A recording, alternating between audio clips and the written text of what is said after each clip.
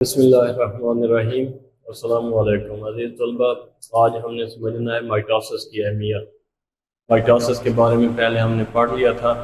مائٹوسس cell کی ایسی تقسیم ہوتی ہے جس میں ڈاٹر سیل کے اندر کروموسوم کی تعداد پیرنٹ سیل کے برابر رہتی ہے۔ آج ہم نے اس کی اہمیت کے بارے میں جاننا ہے، سگنیفیکینس آف مائٹوسس کہ مائٹوسس کی اہمیت کیا ہے۔ شارٹ کٹ آپ کو بتا دوں کہ آپ نے مندرجہ ذیل یہ ہیڈنگ ذہن نشین کر لینی ہے تاکہ یہ بات آپ کے ذہن میں ٹکی رہے کہ کون کون سے پوائنٹس ہم نے مائٹوسس کی اہمیت میں ڈسکس کرنے ہیں۔ ایک تو ہے گروتھ، ریپیئر، ریپلیسمنٹ، ری جنریشن اور اے سیکشول ریپروڈکشن۔ یہ پوائنٹس ہیں جن کے تحت ہم نے مائٹوسس کی اہمیت پڑھنی ہے۔ اگر آپ ان پوائنٹس کو اچھی طرح ذہن نشین کر لیں گے، گروتھ، ریپیئر، ریپلیسمنٹ، ری جنریشن اور اے سیکشول ریپروڈکشن، اگر اس کی ایک ترتیب دیکھ لیں GRRRA، اس طرح سے اگر آپ اس کو ذہن میں بٹھا لیں تو آسانی سے یاد ہو سکتی ہے۔ سب سے پہلی بات گروتھ یعنی نشو و نما۔ نشو و نما کے اندر مائٹوسس کا بہت بڑا کردار ہوتا ہے۔ جب بھی کسی جاندار کی نشو و نما ہو رہی ہوتی ہے تو اس کے سیل مائٹوسس کے ذریعے تقسیم ہوتے رہتے ہیں، تو وہ جاندار اپنے سائز میں بڑھتا چلا جاتا ہے۔ پودا جو ہے آپ نے دیکھا ہوگا، جب بیج یا گٹھلی سے کوئی پودا نکلتا ہے، سیڈلنگ نکلتے ہیں تو چھوٹی سی ہوتی ہیں، ان میں بھی مائٹوسس کا عمل ہوتا ہے، بڑھتے چلے جاتے ہیں۔ اسی طرح آپ نے اپنی زندگی میں مرغی کے چوزے دیکھے ہوں گے، چھوٹے چھوٹے ہوتے ہیں، ایسا ایسا ایسا ایسا پرندوں کے بچے چھوٹے چھوٹے ہوتے ہیں، جوں جوں وہ سائز میں بڑھتے چلے جاتے ہیں، ان کے اندر مائٹوسس کا مسلسل عمل ہو رہا ہوتا ہے۔ اسی طرح ہمارے اندر بھی ہے، جب کوئی انسان بنتا ہے، کہاں سے بنتا ہے؟ زائگوٹ سے۔ زائگوٹ وہ پہلا سیل ہے جو زندگی کی ایک علامت ہوتا ہے۔ جب زائگوٹ بن جاتا ہے تو سمجھے وہ جاندار کی ڈیولپمنٹ کے مراحل شروع ہو گئے ہیں۔ زائگوٹ جب بنتا ہے انسان کا تو اس میں ایگ اور سپرم سیل ملتے ہیں، دو سیل ملتے ہیں، اس سے زائگوٹ بنتا ہے۔ زائگوٹ جب بڑا ہوتا ہے، ایسا ایسا بڑھتا چلا جاتا ہے، اس میں سیل ڈویژن ہوتی ہے، اس سے پوری ہماری باڈی بن جاتی ہے۔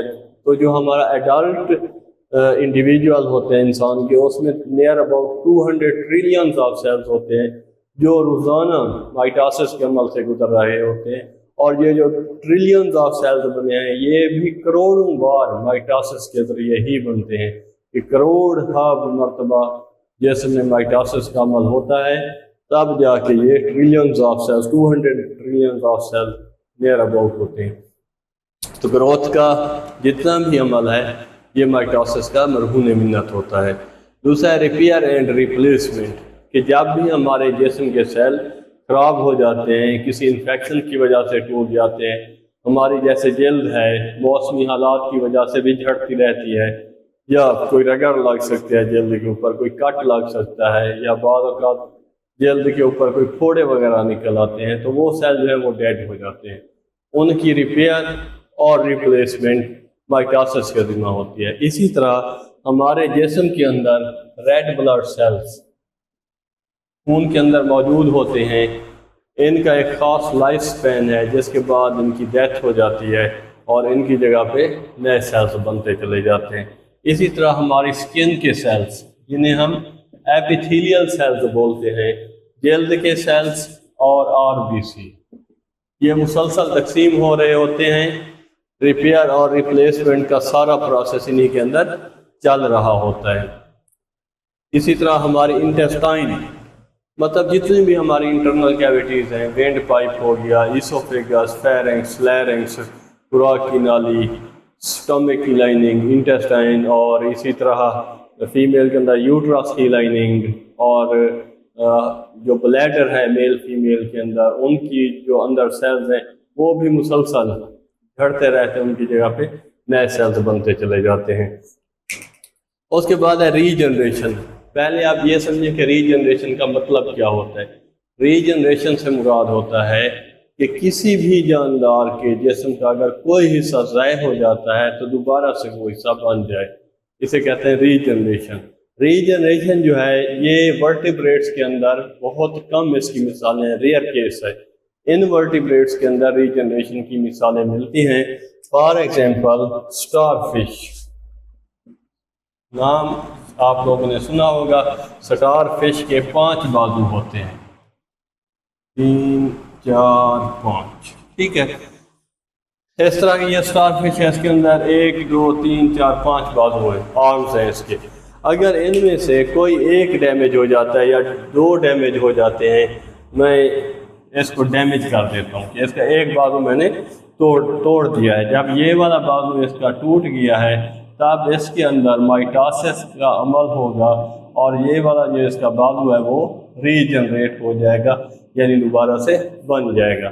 اسی طرح آرتھ ورم زمین کے اندر رہتا ہے، اکثر بچے اس کو پکڑتے بھی ہیں، تو اگر وہ درمیان سے ٹوٹ جائے یا کسی حصے سے ٹوٹ جائے تو وہ دوبارہ سے اس کے دونوں حصے علیحدہ علیحدہ نئے جاندار میں تبدیل ہو جاتے ہیں، نیا جاندار بنا دیتے ہیں جسٹ مائٹاسس کے ذریعے۔